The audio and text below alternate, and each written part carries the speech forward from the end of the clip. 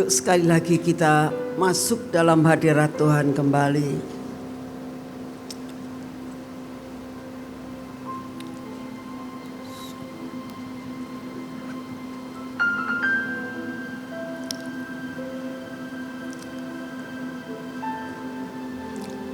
Bapa, kami minta di dalam nama-Mu Tuhan Yesus, suasana Taman Eden ini jangan Engkau ambil Tuhan.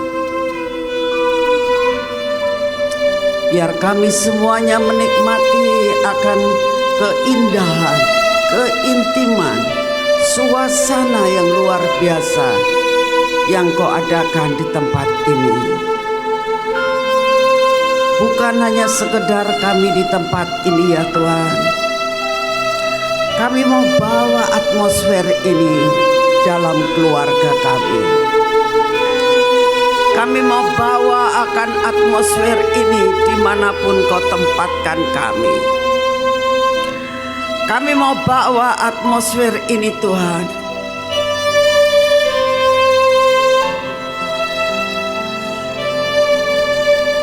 sampai ke ujung bumi.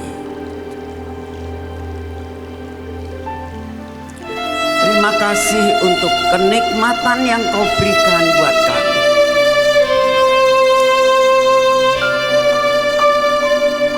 Kami tidak mau kehilangan akan segala sesuatu yang kami alami. Biarlah jangan sampai semuanya ini hanya berlalu tanpa suatu bekas dalam hidup kami. Terima kasih untuk semuanya Bapak. Sampaikan pesan-Mu pada pagi hari ini untuk umat-Mu yang ada di tempat ini. Di dalam nama Tuhan Yesus kita katakan sama-sama amin. Saudara, saya begitu masuk ke ruangan ini, saya nggak tahu apa sebenarnya ada dalam hidup saudara ya. Tapi saya benar-benar mengalami bahwa tempat ini itu berubah jadi Taman Eden. Ya. Benar-benar saya aduh Tuhan, suasana Taman Eden itu seperti ini. Jadi saudara, mau saya sampaikan, Taman Eden itu ya penuh dengan pujian.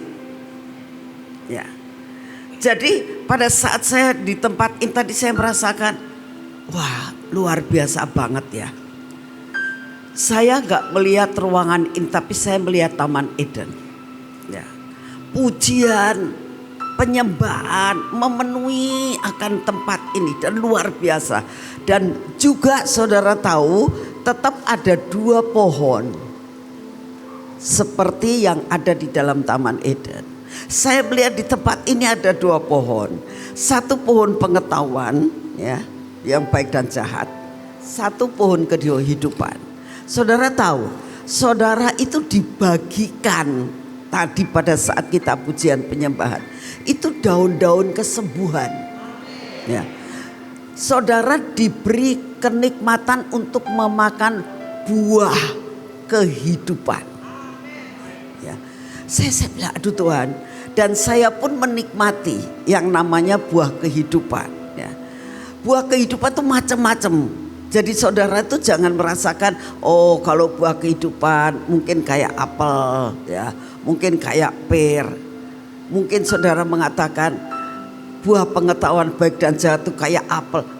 Bukan saudara, benar-benar saya tadi diperlihatkan. Itu 1 pohon, daunnya banyak, buahnya macam-macam. Itu buah ada yang seperti kacang panjang.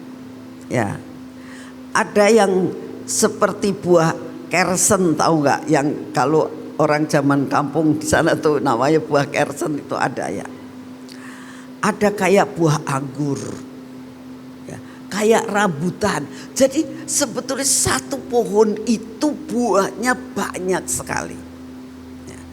Nah, saudara itu menikmati akan buah pohon kehidupan.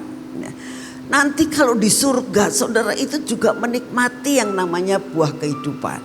Makanya saudara bisa hidup selama-lamanya di sana. Kenapa pada saat Tuhan itu melihat Adam dan Hawa jatuh dalam dosa, ya, pohon kehidupan itu diambil. Kenapa? Sebab kalau manusia makan buah kehidupan itu nggak akan mati.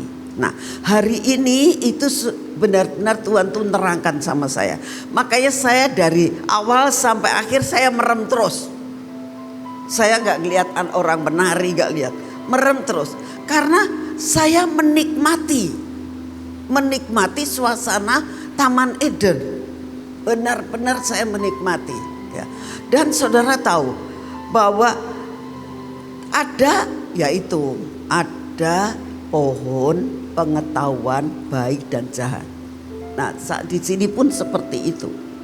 Nah, setiap manusia diberi free will. Saya percaya saudara datang ke sini ingin mendapatkan sesuatu yang Tuhan sampaikan, apa pesan Tuhan dan Tuhannya mau apa. Tapi kan tidak semuanya, saudara. Ya. Maaf, saya begitu masuk aja saya lihat banyak orang yang masih pakai HP kayak gini terus lihat HP lihat. Maaf saudara, ya. Yang begitu itu loh, nanti ularnya datang. Ya, hati-hati, sungguh, ya. Makanya kalau datang ke tempat kebaktian di silent aja supaya jangan kerining-kerining, geter-geter yang membuat itu ular loh. Tangannya terus langsung ngambil apa ya? Ini ada apa ya? Siapa tahu ada berkat tiba-tiba nanti ada yang transfer sama saya atau apa. Jangan gitu saudara, sungguh bahaya, itu bahaya. Saya benar-benar menikmati pagi ini, menikmati betul-betul, ya. Dan tadi Tuhan katakan nah tetap ada ular. Jadi jangan dikira kalau pada saat pujian dan penyembahan di sini ularnya tidak ada. Ular itu ada, ya. Kuasa kegelapan itu ada. Terus bujuk-bujuk, ya. Membujuk sampai kamu itu memakan buah pengetahuan baik dan jahat. Kamu akan diberikan sesuatu hal, ya. Kalau ini baik, ini jahat, saudara bisa memilih. Kalau saudara memilih baik, ya otomatis ini mengganggu nih, ya. Mengganggu, ya sudah dimasukin ke tas aja, jangan dimasukin kantong. Sebab kalau masukin kantong itu geter-geter itu bujuk-bujuk. Ini salah satu hal. Saudara kalau mau benar-benar menikmati itu fokus.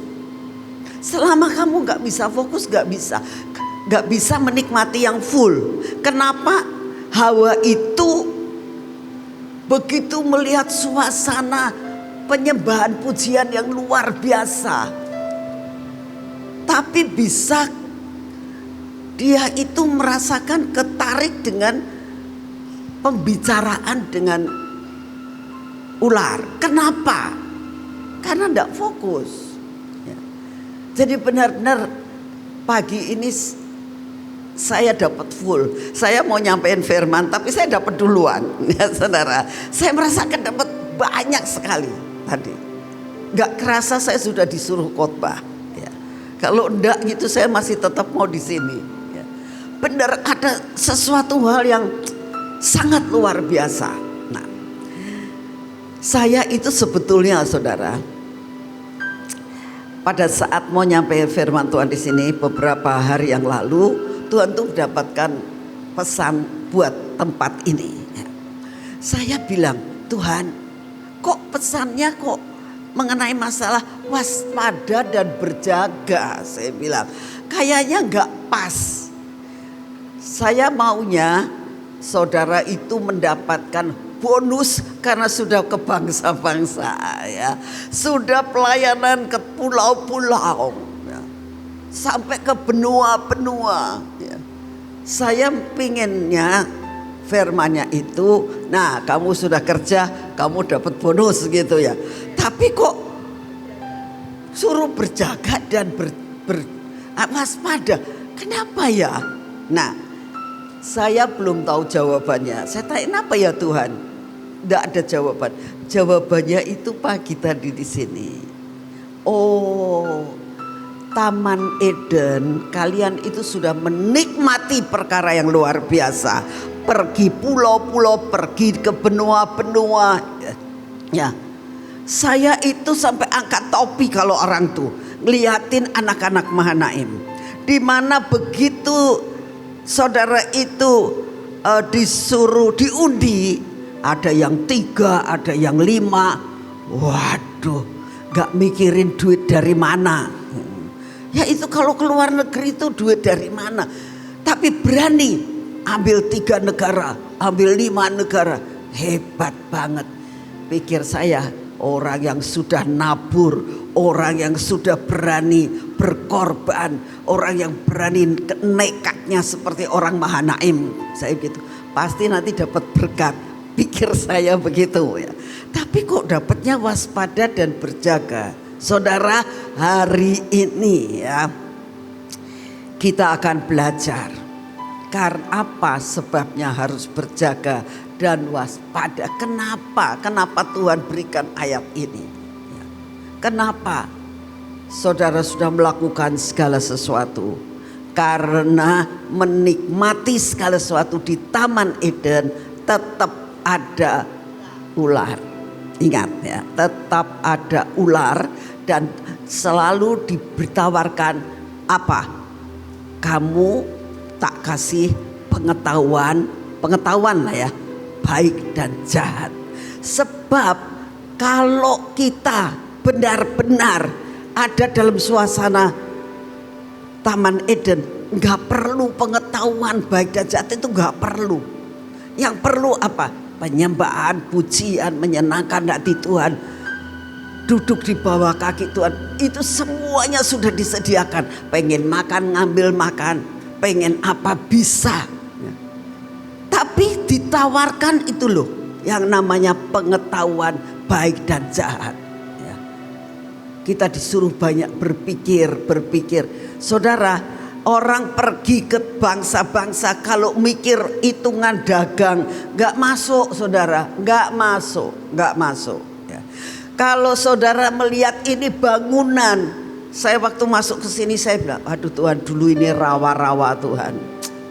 Kanan kiri belum ada bangunan, rawa-rawa. Ya. Kok sekarang jadi seperti ini ya? Dari jauh itu pilar sudah kelihatan ya, aduh Tuhan, luar biasa banget. Sebenarnya kalau saudara melihat, ini di luar perhitungan, sungguh ya, itulah yang dinamakan Taman Eden ya. Ya. Kita pakai kalkulasi surga, jangan pakai kalkulasi dunia. Yang pengetahuan baik dan jahat, ini baik jahat, gak nyampe ya. Hari ini Tuhan ngomong waspada dan hati-hati. Yuk kita baca dalam Nahum pasal 2 ya. Karena apa? Ingat, pembongkar maju terhadap engkau. Apa yang sudah kamu bangun, awas, hati-hati. Ada pembongkar yang maju terhadap kita. Ini bukan sekedar untuk Mahanaim, untuk pribadi keluarga kita masing-masing. Untuk apa yang bakal terjadi. Ini terjadi, bakal terjadi. Ada pembongkar akan maju ya. Kita tidak tahu apa yang bakal terjadi saudara untuk putaran kedua terakhir ini ya. Bagaimana keadaan resesi saat ini, perang di mana-mana. Kemarin saya baru dikatakan, kok mana gitu Kamboja, tak apa yang bisa perang katanya gitu.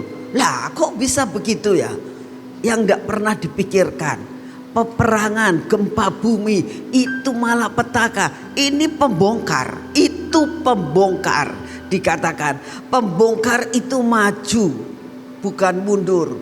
Maju berarti dia sudah mengawasi saudara ya, akan membongkar apa yang saat ini saudara sedang bangun. Awas, hati-hati. Lalu dikatakan, apa yang harus dilakukan? Adakan penjagaan di benteng. 1. Mengintailah di jalan. Ikatlah pinggangmu teguh-teguh. Kumpulkanlah segala kekuatan. Sungguh Tuhan memulihkan kebanggaan Yakub seperti kebanggaan Israel. Sebab perusak, yaitu pembongkar tadi, telah merusakkan dan telah membinasakan carang-carangnya. Ya, saudara, perhatikan ya. Perhatikan. Saya waktu ini saya bilang, Tuhan, ini berlaku buat Mahanaim aja. Oh tidak.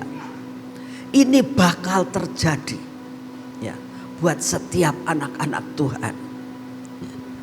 Sampai saya bilang, ini belum tak khotbahkan di Sion loh Tuhan. Kau memberikan dulu untuk tempat ini.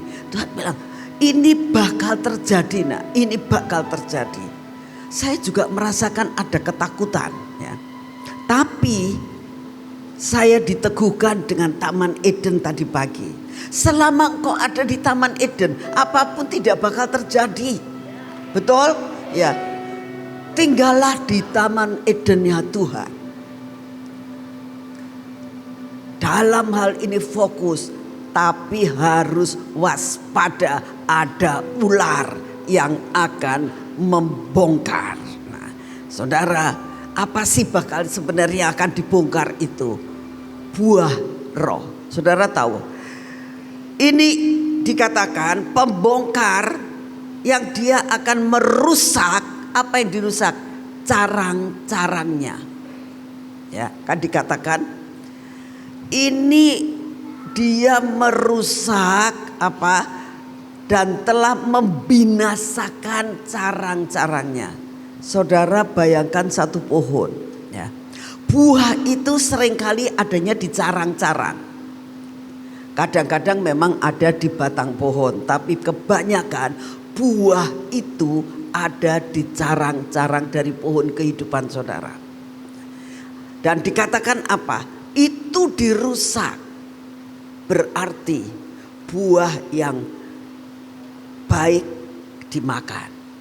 Dikasih dalamnya ada ular, tidak bisa dinikmati. Buah bahaya banget. Saya berdoa saudara waspada dan hati-hati.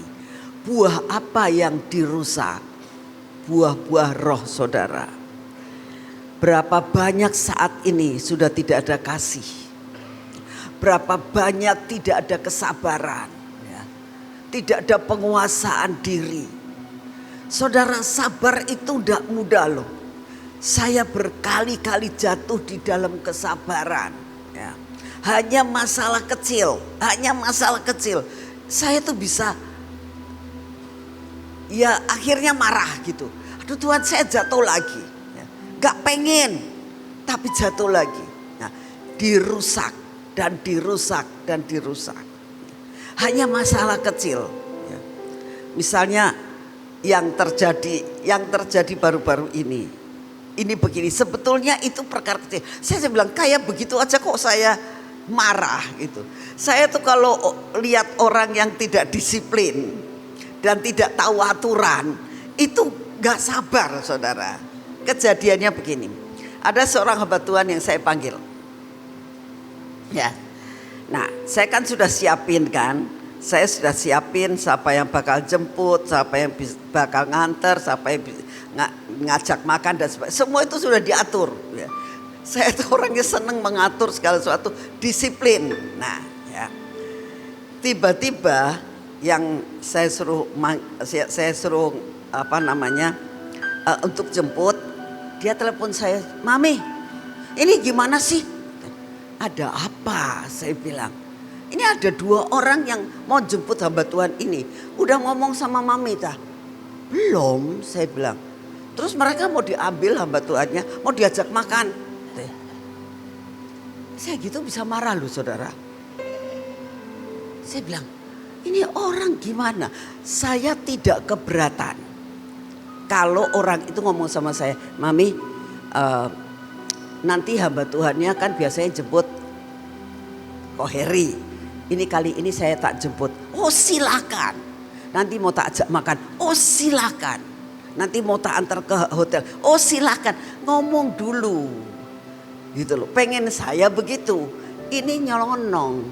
Mau diambil. Saya marah saudara. Naik. Langsung tak WA. Itu anak. Itu semuanya orang Gracia tuh. Orang bukan orang sembarang. Orang juga aktivis. Jadi saya bilang gini. Caramu itu mami gak suka loh. Saya bilang. Kalau kamu mau jemput ngomong dulu. Kasihan dong Herinya. Nungguin di mau jemput ternyata kamu mau ambil gini. Saya gak bisa cara gitu. Boleh ngomong dulu. Jadi saya kan gak nyuruh Heri untuk jemput. Karena kamu sudah jemput. Terima kasih kamsia. Saya bilang. Tapi cara begini saya gak suka. Saya gitu. Aduh mami minta maaf. Ya sudah saya pulang gak jadi jemput. Kata gitu. Ya sudah saya bilang gitu. Jangan merusak apa yang sudah diatur. Saya bilang gitu. Jadi pulang akhirnya. Sorenya kan mereka datang. Aduh minta maaf.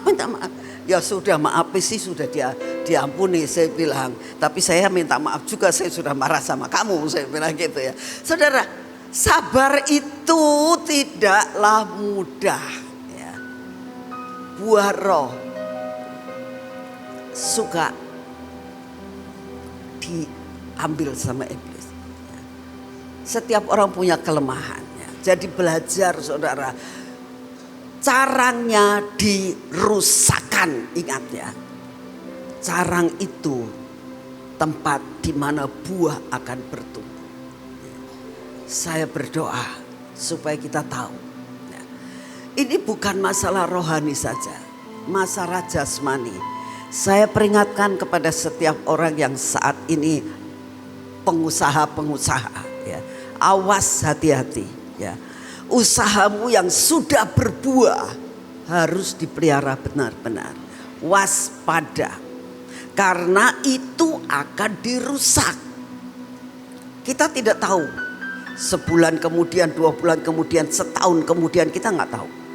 Tapi ingat, ini masa-masa yang krusial sekali. Untuk saudara dan saya waspada. Nah sekarang apa yang harus kita lakukan? Yuk kita akan belajar sama-sama. Yang pertama adalah adakan penjagaan di benteng.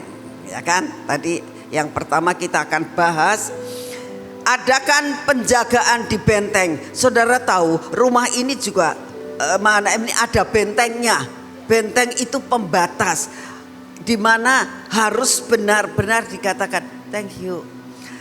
Di mana dikatakan pagar itu, kenapa kita selalu kalau berdoa, ini yang sering saya alami. Saya percaya mana ini lebih canggih lah kalau mengenai masalah doling. Tuhan pagari dengan pagar berapi. Suka doa gitu gak sih? Nah itu kenapa? Suatu saat ada orang ngomong sama saya, Bu, kalau dipagari dengan pagar berapi, pagarnya kan nanti kobong katanya. Saya bilang, oh ini api dari surga. Tidak akan membakar. Dia akan membakar kuasa-kuasa kegelapan. Kenapa kita lakukan hal itu? Karena kita tahu. Kita melakukan suatu tindakan profetik dengan pengertian yang benar. Bahwa Tuhan kirimkan malaikatmu buat memagari Tuhan, buat memagari. Lalu kita lakukan efes damim. Tujuannya apa? Jadi kalau efes damim jangan cuma semprot-semprot gitu saja. Pakai pengertian supaya mempunyai dampak yang luar biasa. Sehingga kita tahu kalau iblis mau masuk sudah tidak bisa karena dia dibakar dulu dengan apa? Pagar berapi. Nah, dikatakan begini ya. Adakan penjagaan di benteng. Jadi benteng itu harus dijagai, harus dijagai. Ya. Sehingga kita tahu persis dia tidak bisa masuk. Ya. Bentengi hatimu. Ya. Supaya apa? Ular itu tidak bisa membujuk kita. dibentengi. Kenapa kita mesti urapan setiap hari? Untuk membentengi hidup kita, saudara. Ya. Jadi dikatakan benteng itu sekuat apapun wajib harus dijaga. Ya. Kita lihat cara Daud pada waktu dikejar oleh Absalom. Saudara tahu kan ceritanya Daud dikudeta sama anaknya sendiri yang namanya Absalom. Daud akhirnya keluar, ya, tidak mau perang. Udahlah, aku tak pergi. Ya. Loh, sebetulnya saudara, pada waktu itu kalau Daud mau perang, habis deh Absalom. Ya. Tapi Daud itu ya begitulah namanya hati seorang bapak, saudara ya. Saya mau cerita, hati seorang bapak itu luar biasa. Kemarin ada seorang yang konseling sama saya, ya itu juga anak saya. Dia bilang gini, Mami, nangis sekali. Aku sudah gak tahan. Yang bikin kamu gak tahan apa? Coba begini, dia punya anak satu-satunya laki-laki. Dia melakukan sesuatu nakal sekali, udah dikasih tahu kamu jangan bergaul dengan ini, jangan bergaul dengan ini, tapi tetap bergaul, saudara ya. Jadi akhirnya dia kena kasus. Nah, kasus itu begini, yang namanya anak muda sih susah bahasa anak muda itu ya. Jadi dia itu ada seorang ibu-ibu, tapi sebenarnya ibu saya masih muda ya. Ibu-ibu itu ada temennya masukin fotonya ibu-ibu itu di grup. Iseng ini anak, sopo sih? Ya. Terus dibikin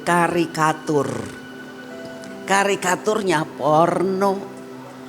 Nah, jadi akhirnya nggak tahu gimana sampai dikasihkan ke si ibu-ibu ini. Ibu-ibu ini kan marah, kasihkan ke suaminya.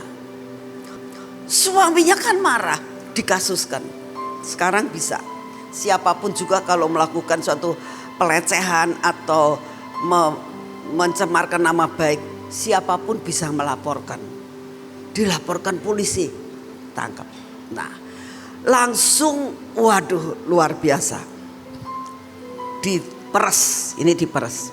Nah, dia saking sudah susah ngomong sama saya nggak mau doain kamu gitu. Kenapa Oma? Ya kamunya salah kok. Itu kamu bertobat masuk penjara, pasang badan, saya bilang gitu ya. Nangis tambah. Oma doakan ya, kamunya. Saya sudah bertobat. Lah, kamu bertobat nanti berbuat lagi. Nah, sampai akhirnya si papanya, Mami piye toh ini piye, aduh saya bilang. Nah terus saya sudah mengambil keputusan. Anaknya tak ngomong, kamu sudah dikasih tahu nih, sekarang kita ke notaris ya. Saya mau ngomong, kamu tak buang. Ini papa ya, tak buang. Sudah tidak menjadi anak saya, tidak ada urusan sama saya. Bener gak Mi? Boleh gak saya ngomong gitu? Saya ketawa. Oh gitu.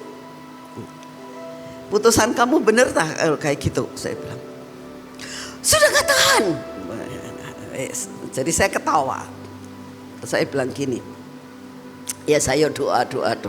Sama kamu saya mau doa, sama anak kamu saya gak mau. Saya bilang gitu, yuk doa. Nah pada saat doa saudara, saya tuh dapat penglihatan. Aduh Tuhan, penglihatannya gini. Betapa kita sering kali memberontak sama Tuhan. Bapak di surga itu kalau ngelihat kita buang ke neraka ya. Tapi setiap lihat kita, Bapaknya itu lihat Yesus yang mau mengampuni dosanya. Jadi akhirnya kita itu diterima lagi sama Bapak karena Yesus. Saya bilang, kamu ya ngerti gak? Kalau kita juga kayak anakmu ini, hanya karena Yesus kita bisa diselamatkan. Sudah Kita sekarang minta sama Tuhan. Tuhan, jangan lihat anakku, Tuhan, lihatlah aku. Ini anak ini jadi ibu, papahnya ini setia banget sama Tuhan. Pelayanan kemana-mana. Jadi yuk kita doa. Tuhan bicara bersama gini. Aku mau mengampuni anak ini karena dia. Jadi karena papanya. Jadi saudara, jadi papa jadi yang anak yang baik. Jadi kalau anakmu berbuat dosa itu, Tuhan Bapak itu ngelihat kamu. Jadi anak kamu bisa diampuni. Sungguh ini pelajaran yang luar biasa yang saya aduh Tuhan, saya bilang luar biasa banget. Nah, jadi akhirnya saya bilang, kamu tuh ya pernah enggak baca anak yang hilang? Saya bilang, ya pernah. Anakmu belum menjual harta kamu sampai habis, belum minta warisan. Saya bilang gitu. Itu pulang aja bapaknya cium-cium kok, malah dikasih segala-galanya. Masa anakmu kayak gini kamu gak mau ngampuni? Nangis akhirnya. Ya Tuhan, aku tuh minta ampun, saudara. Jadi akhirnya kembalilah bapak dan anak ini rangkul-rangkulan.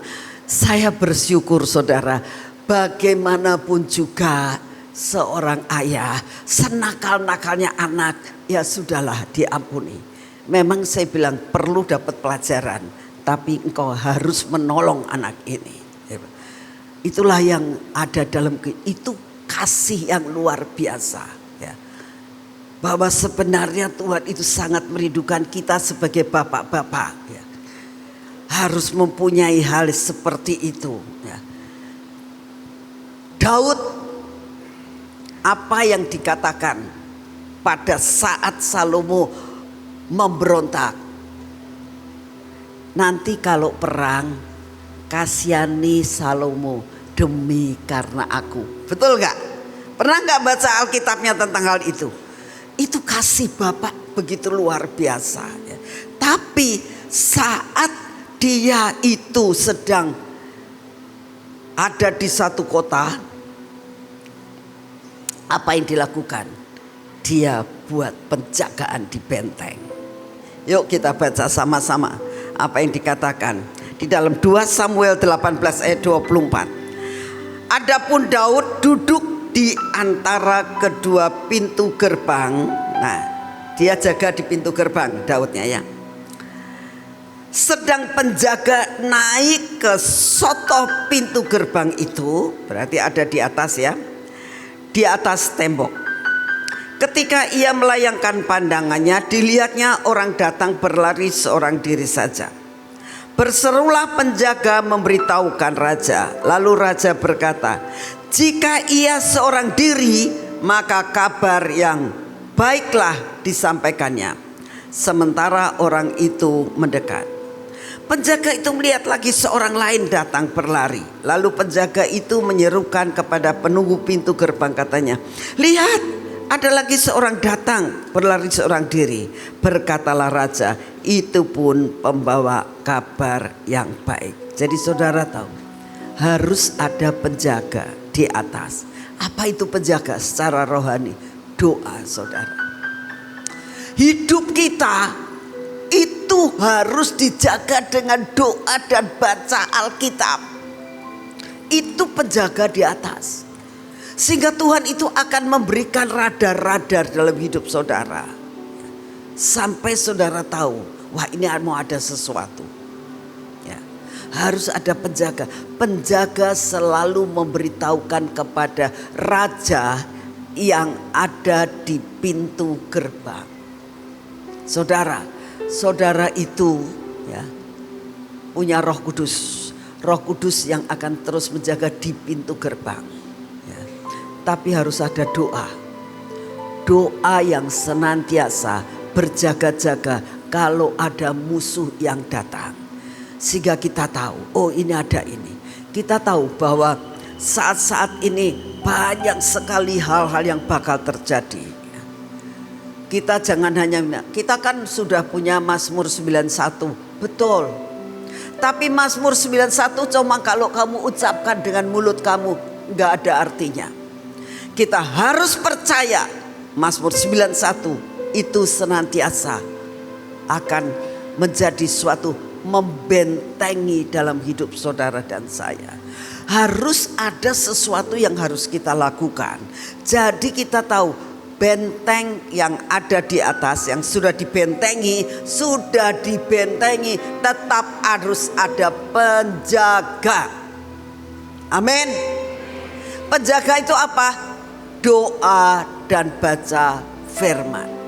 Nah, itu yang harus ada. Nah, lalu kita melihat bagaimana cara kita mengawasi. Saudara, kalau secara kita orang dagang ya, orang bisnis, kita harus tahu apa yang harus kita lakukan. Persaingan sekarang banyak, saudara. Kejadian seperti ini. Saudara tahu kan sekarang ini Cina lagi hampir dikatakan menduduki Indonesia lah. Di mana-mana ada Cina, di mana-mana ada Cina, termasuk ya kita ya Cina ya, tapi kita kan Cina daratannya.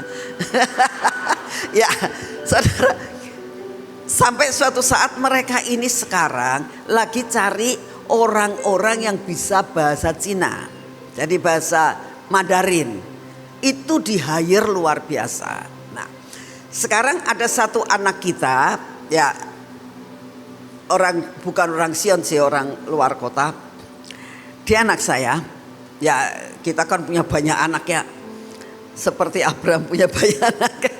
Saya tuh merasakan begini. Dia tuh ngomong gini, mami saya ini, dia tuh pokoknya ke bangsa-bangsa, ke pulau-pulau. Dan dia tuh selalu doling lagi gitu ya. Suatu saat akhirnya anaknya banyak, 3 kalau 4 kalau tidak salah, sampai nggak bisa disekolahkan. Usahanya dihancurkan sama kuasa kegelapan. Ya, jatuh lagi. Sampai suatu saat dia itu ditawari untuk jadi penterjemah ini. Mami, menurut mami gimana? Yuk doa. Setelah doa, Tuhan, ini adalah pekerjaan yang Tuhan berikan buat dia. Ya. Akhirnya dia kerja. Pertama kali dia kerjakan full. Kadang-kadang sampai jam 12. Ya namanya orang Cina tuh kerjanya wakal. Ya. Benar-benar kalau bisa kaki jadikan kepala jadikan kaki itu. Oh, itu luar biasa banget. Nah, dia kerja seperti itu. Sampai suatu saat dia harus mengambil komitmen. Saya kalau seperti ini susah sayanya. Ke gereja nggak bisa, ini nggak bisa. Baca Alkitab jadi keteteran. Jadi akhirnya dia memberikan komitmen sama majikannya. Karena dia sudah bisa mengambil hati daripada majikannya. Majikannya sangat mempercayakan semuanya kepada dia. Karena dia bertanggung jawab, dia bisa melakukan segala sesuatu. Majikan tambah diberkati. Jadi dia bilang, saya harus mengambil keputusan. Dia ngomong gini, Pak, saya mau kerja di sini ya. Tapi dengan syarat. Dia bilang, kamu minta syarat apa? 1, kalau siang harus ada istirahat. Artinya jam 12, jam 1 tuh harus ada istirahat. Gak bisa dur-duran. Dan juga pulang hanya waktu-waktu tertentu saya bolehlah sampai overtime. Tapi hari-hari tertentu ada kebaktian dia pergi. Minggu dia bilang, saya mau kerja tapi saya harus ke gereja dulu. Dia bilang, kalau ada pelayanan, dia kan ditanya apa itu pelayanan, ya, dia nggak tahu. Jadi dia bilang, saya mau kerja buat Tuhan. Jadi kalau ada acara, dia bilang acara bahtera, saya minta cuti. Dia bilang gitu. Jadi gimana? Pokoknya saya harus minta cuti. Apa setiap minggu? Oh tidak setiap minggu. Tapi suatu saat kalau ada itu saya harus minta cuti. Kata bosnya, boleh asal kamu bisa ngatur waktu dan mengatur kerjaan. Siap. Saudara, dia gajinya gede banget. Nah, ini suka kayak gitu kan. Ada satu orang lagi yang mengerti kerjanya dia, kamu tak bayar 2 kali lipat. Keluar dari situ, ikut saya. Jadi dia telepon sama saya lagi, Mami gimana ya? Ya doa dululah. Kalau duit sih memang orang perlu, gak ada orang. Tapi cobalah kamu doa. Itu jatahmu bukan. Ya. Jangan tergiur dengan segala sesuatu. Jatahmu bukan. Nah, akhirnya dia doa. Saya nggak mau ikut-ikut ya. Saya bilang, kamu doa sampai kamu dapat jawaban. Tuhan bilang, tetap di tempat yang lama. Nah, Mami saya dapatnya gitu, tapi itu gajinya 2 kali lipat loh. Kamu harus pinter, saya bilang, pakai hikmat. Orang dagang pakai hikmat, kamu juga pinter. Kamu ngomong sama majikan kamu, nih saya kerja sampai gini, kamu tidak kasih overtime. Itu kamu bisa nggak kamu tambahi gaji saya? Coba dia ngomongnya apa itu. Nah nanti kenapa minta dia? Ya saya ditawari gaji yang ini lebih gede. Kalau saya mau ini tak tinggal kamu, saya bisa dapat kerjaan lain. Tapi saya mau tetap sama kamu. Tapi kamu harus punya timbal baliknya. Ditambahin saudara akhirnya 2 kali lipat. Nah saya bilang belajar kalau apa-apa itu tanya Tuhan. Ya, supaya kita berjalan di dalam jalan yang benar sekalipun ada ular yang menawar-nawarin. Nah itu ular tuh nawarin ini nawarin itu. Jangan sampai kita makan buah pengetahuan baik dan jahat, kita ambil yang jahat. Ya. Nah ini yang Tuhan mau, waspada, kita harus waspada ya. Nah lalu yang kedua dikatakan apa? Mengintailah kamu di jalan. Kenapa mesti ngintai? Nah, kadang-kadang jalan aja, kalau udah dapat firman jalan aja. Perlu hikmat. Ya, perlu hikmat. Contoh yang anak tadi ya, yang kena kasus tuh ya. Papanya bilang, saya bilang gini, kok rasanya nanti ada jalan perdamaian. Ya, ada jalan perdamaian. Jadi yuk kita doa supaya ada damai, anakmu tidak masuk penjara. Ya. Nah, ada bagian yang Tuhan sudah beritahukan mau ada perdamaian. Tapi kitanya kalau diem-diem aja bisa? Gak bisa. Kita harus ada tindakan. Kamu berdoa. Gini caranya, saya bilang. Coba kamu itu tanya orang itu yang fotonya diambil itu, kamu tanya siapa orang yang dekat dengan dia, ya. Siapa tahu ada orang yang bisa ngomongin dia, harus begitu. Dia mulai cari. Nah, lalu akhirnya mami saya itu kok suruh ke notaris. Saat teman saya, ya sudah kamu minta nasihat sama notaris itu. Singkat cerita, jadi akhirnya dia cerita ditolong sama notarisnya. Notaris itu bisa kenal sama pengacara yang dipakai sama orang itu. Jadi akhirnya terjadi perdamaian. Saudara, jadi ada bagian yang kita harus lakukan, tapi harus dijalani dengan doa. Nanti semua akan terbuka. Nah inilah yang dinamakan kita harus waspada, lakukan bagian kita, Tuhan yang akan lakukan bagian yang kita tidak bisa lakukan. Ya, jadi benar-benar seperti itu. Nah, yang kedua dikatakan pengintaian di jalan-jalan. Ya, nah apa sih maksudnya ngintai di jalan-jalan? Supaya kita tahu situasi. Musa pada waktu Musa itu akan masuk ke Kanaan, ya kan? Lalu bukan Musa, Yosua. Musa juga, Yosua juga. Yosua saat mau masuk ke Yeriko, dia ngutus berapa orang? 2 orang. Yosua belajar dari Musa. Musa kebanyakan itu. Orang 12 itu suruh ngintai. saya nggak mau, 2 saja. Nah, jadi akhirnya juga diadakan pengintaian. Untuk apa? Melihat keadaan kekuatan musuh yang ada di depan. Harus terjadi pengintaian, saudara. Jadi kalau secara rohani gimana Bu tentang pengintaian? Loh, bisa.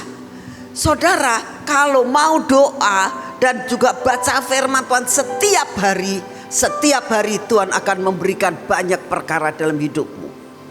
Sampai kita tahu, oh bakal mau ada ini ya, aku dapat firman ini. Saat dalam keadaan kesusahan, penderitaan, itu firman bisa bicara dengan pembacaan Alkitab. Itu namanya pengintaian. Apa yang bakal terjadi, Tuhan sudah memberikan jalan keluar ya. Jadi kita harus tahu ya, di mana ada perkara-perkara yang kita bisa masuk, kita akan masuk. Jadi kita benar-benar harus tahu. Yang ketiga dikatakan ikat pinggangmu teguh-teguh ya. Ikat pinggangmu teguh-teguh. Artinya engkau tidak bisa santai-santai. Zaman sekarang secara rohani dan jasmani engkau harus ikat pinggangmu, siap next level ya. Harus siap next level. Gak bisa begitu-begitu saja. Penari harus next level, pemain musik harus next level ya. Dan harus peka Tuhannya mau apa. Ikat pinggangmu kuat-kuat untuk kamu dapat next level. Kalau tidak bisa. Apalagi zaman sekarang ini banyak persaingan yang ada, saudara. Dalam bisnis harus next level ya. Ada seorang pengusaha mixu. Nah, pertama kali mixu itu kan di mana-mana terus booming kan. Dia itu merasakan, wah ini sudah gak bisa nih. Aku gak bisa mempertahankan ini ya. Lalu apa yang dikatakan? Dia merubah, saudara. Dia lihat dari CTM. Dia bilang, CTM kok bisa bertahan ya. Oh, ada inovasi. Jadi dia mulai berhenti, lalu membuat sesuatu hal yang baru. Dan dia menjadi hidup. Ini namanya ikat pinggang yang diikat erat-erat. Begitu juga, saudara. Saya ini bukan promosi, tapi belajar. Kalau kita merasakan, aduh, ini aku harus next level ya, secara rohani. Saudara harus banyak dengerin khotbah-khotbah pendahulu kita.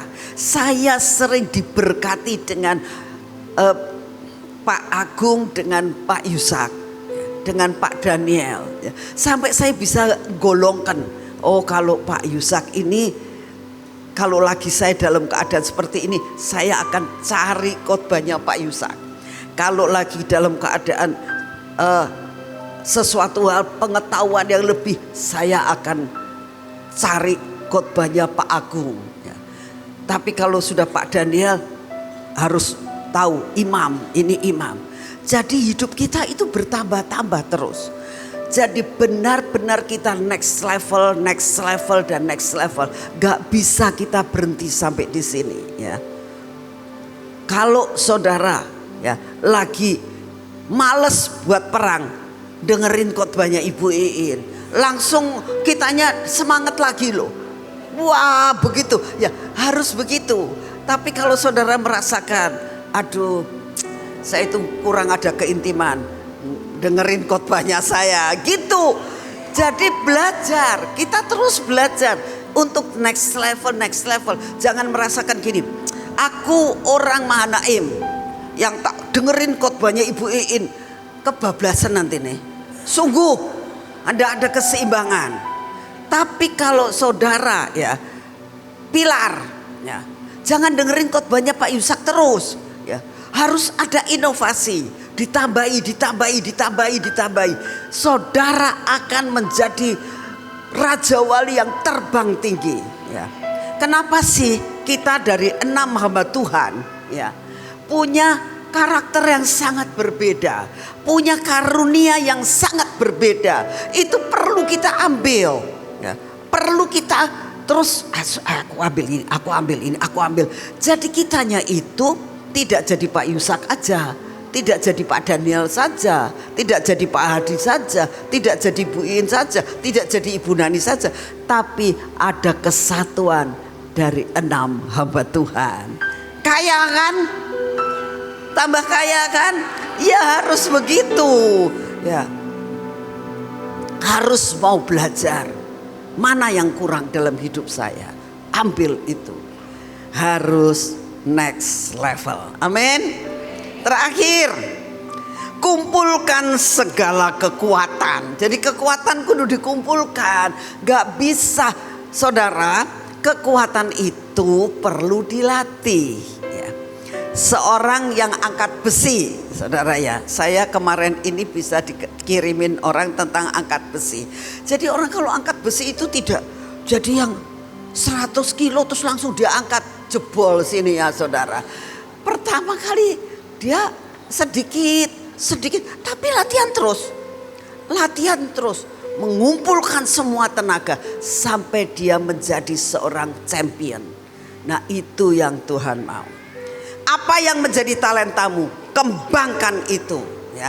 Ayo kita belajar hari ini, belajar benar-benar dari Rut, ya.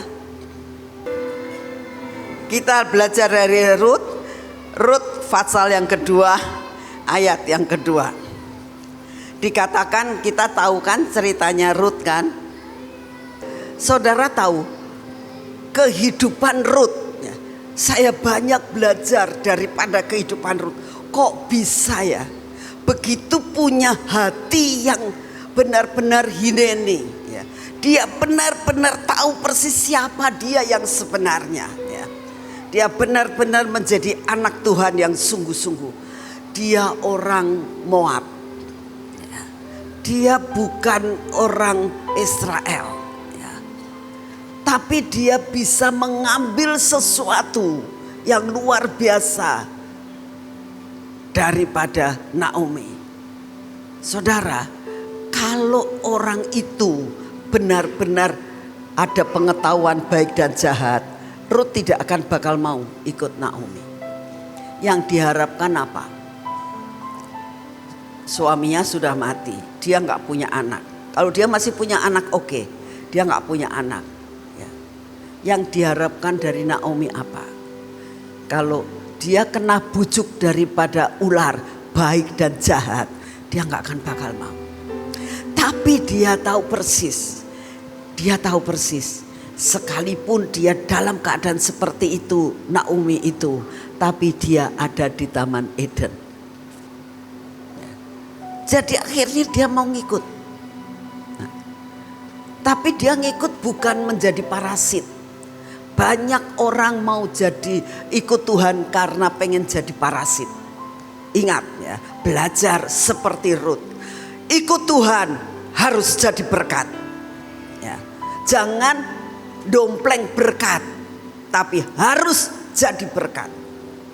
Harus ada dalam kehidupan saudara dan saya, ya. Dikatakan begitu sampai Rut itu masuk ke Bethlehem, apa yang dilihat pertama kali? Dia melihat peluang apa ya ada saat ini ya. Apa yang aku bisa lakukan menjadi berkat buat mertua saya. Dia nggak mementingkan diri sendiri. Begitu dia lihat, oh ini ladang sedang menguning. Sampai di rumah, mungkin rumah kontrakan, mungkin kos-kosan, karena sudah nggak ada rumah. Naomi saat itu apa yang dia lakukan? Dia mulai merenung. Kita harus berusaha. Aku harus jadi berkat. Aku harus jadi berkat. Saya berdoa buat saudara ya. Harus jadi berkat. Amin. Katakan sebelahnya, aku harus jadi berkat. Ya. Gak bisa. Jangan jadi parasit. Harus jadi berkat. Ya. Naomi tahu Aku tua, saya udah nggak bisa apa-apa. Apa kata Rut?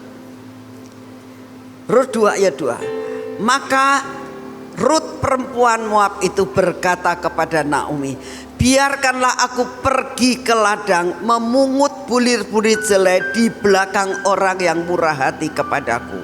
Dan sahut Naomi kepadanya, pergilah anakku. Saudara, dia gak mau nganggur. Saudara datang di tempat ini harus jadi berkat, ya. Jangan untuk menjadi parasit, ya. Apa yang bisa kita lakukan? Apa bisa menjadi berkat untuk orang lain? Apa yang aku bisa berikan pada Tuhan? Saudara, itu yang ada dalam hidup Rut. Dia kan anaknya pembesar yang ada di Moab, tapi dia mau jadi pemulung. Itu benar-benar sesuatu hal. Dia mau melakukan apa saja yang sebenarnya tidak menjadi bagiannya. Saudara, saya mau tutup dengan kesaksian ke Uganda, ya. Pada saat saya mendapatkan pernyataan Tuhan Uganda, saya itu sebetulnya bukan hati saya, ya. Karena apa? Saya sudah trauma pada saat saya mendapatkan bagian Ethiopia pada saat pembagian Bahtera waktu itu, ya. Begitu Ethiopia sih sekarang sudah bagus katanya. Dulu itu saudara yang namanya Ethiopia, aduh, yang paling tidak betah itu adalah baunya, saudara. Baunya luar biasa, joroknya luar biasa, ya. Gak, yang namanya kamar mandi itu gak ada, saudara. WC itu tidak ada. Saat kita sedang pelayanan di sana, maaf kata, sungguh maaf kata, itu ada satu bangunan, ya, bangunan, terus kita itu kamar mandi. Oh, ya, saya pikir kita juga kepengen ke toilet, ya. Saya begitu ke sana, saudara, maaf kata, itu saya tidak pernah melihat yang namanya jorok seperti itu. Betul, saudara. Itu ada lubang gitu, ya, kurang lebih lubangnya gede loh, kira-kira 3 meter kali 3 meter persegi, ya. Di dalamnya itu penuh dengan kotoran manusia, saudara. Nah begitu saya masuk, aduh, terus mau kencingnya di mana? Gak ada. Jadi ini kencingnya di mana? Gak ada kamar mandi gitu. Itu kok, aduh, saya gak jadi. Ya saya misalnya mau begini, jongkok. Ya kalau saya geledah ke belakang, gimana? Gak ada pegangannya, saudara. Sungguh. Jadi ini bagaimana? Ya saya keluar lagi. Saya bilang, aduh gak bisa, saudara. Jadi apa yang kita harus lakukan, saudara?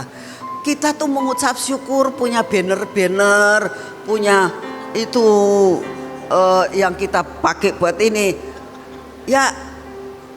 Kita kencing ditutupi pakai banner gitu, ya. Terus di bawahnya apa? Rumput, saudara. Itu pengalaman yang saya bilang, nggak bakal lah mau ke Afrika, nggak bakalan lagi. Tobat. Nah, kita ngumpulin anak-anak nih, ya, ngumpulin anak-anak. Itu yang namanya pilek, mereka keluar semua kan pileknya tuh, ya, sampai hijau, lah di sini, ya. Udah kayak gitu Tuhan bilang kamu peluk anak itu. Aduh Tuhan, seumur ya harus memeluk anak itu. Saya bilang, Tuhan berikan aku roh kemampuan, ya, roh belas kasihan seperti Engkau. Tutup hidungku Tuhan. Loh zaman itu belum ada masker. Ada masker sih lumayan, ya. Aduh Tuhan Yesus. Jadi saya tuh dalam nama Tuhan Yesus saya peluk.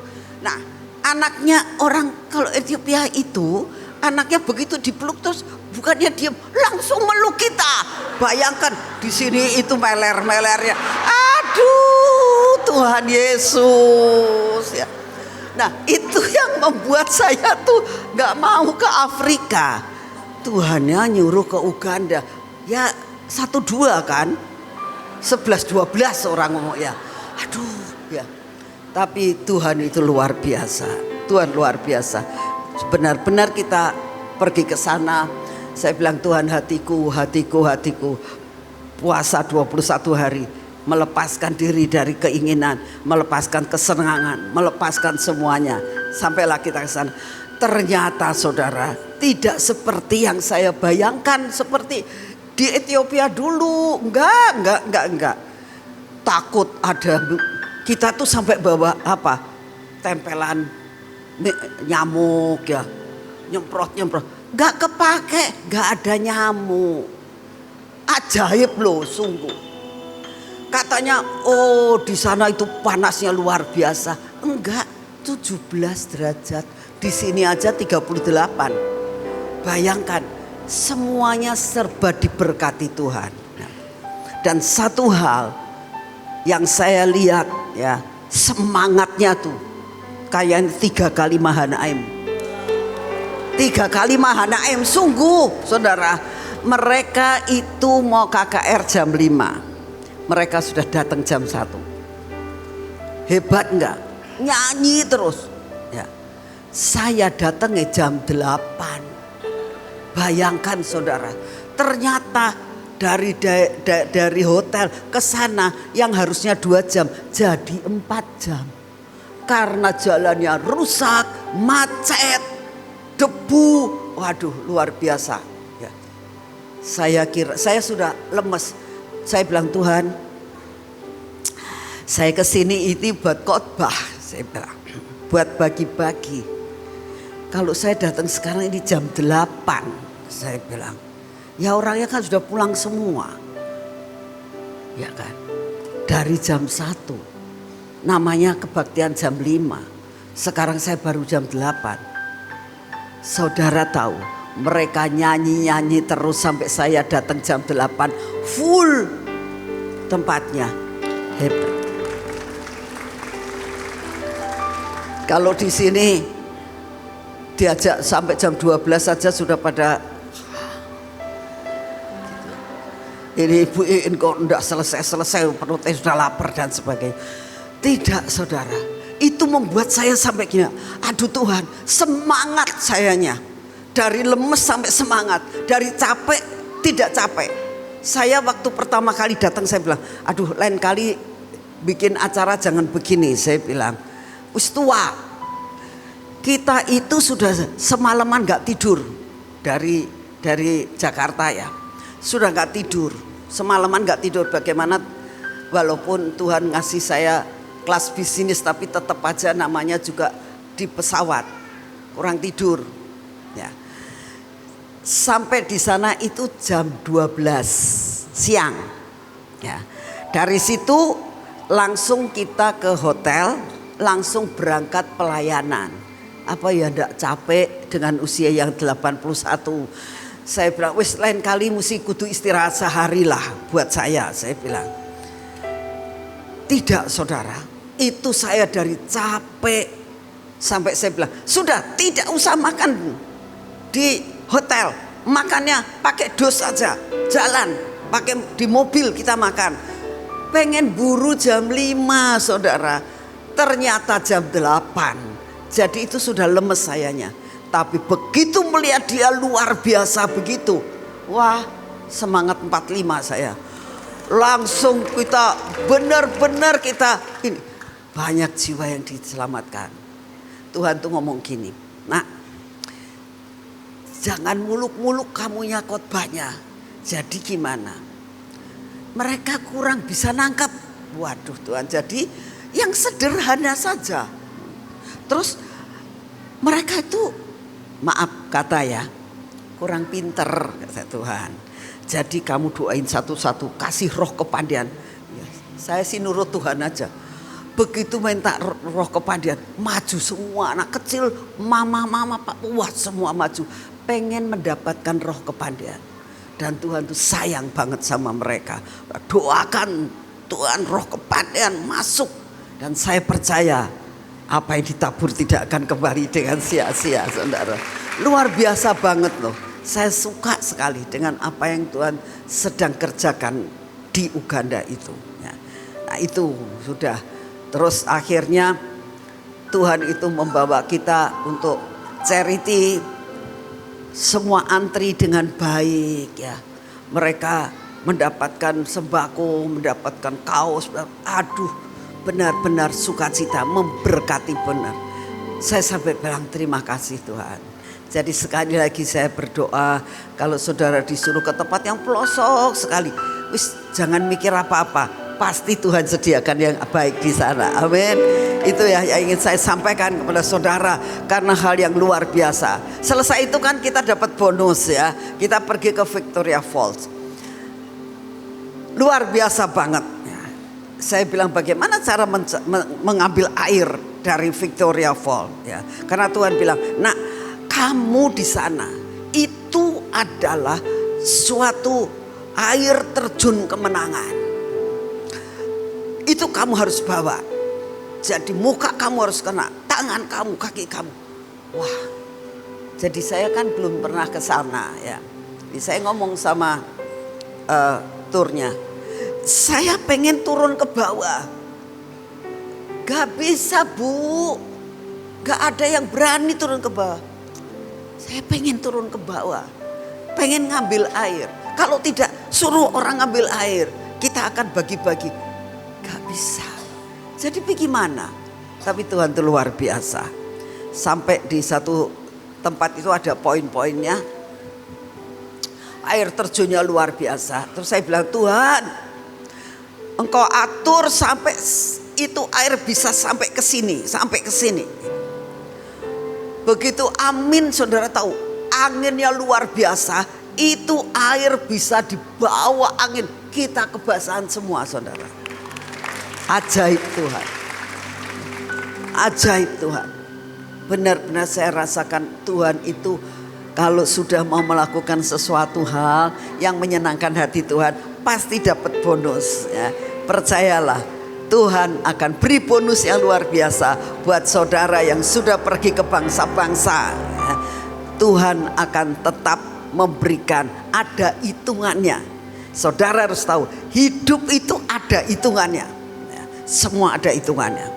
Semua ada hitungannya. Mari bangkit berdiri.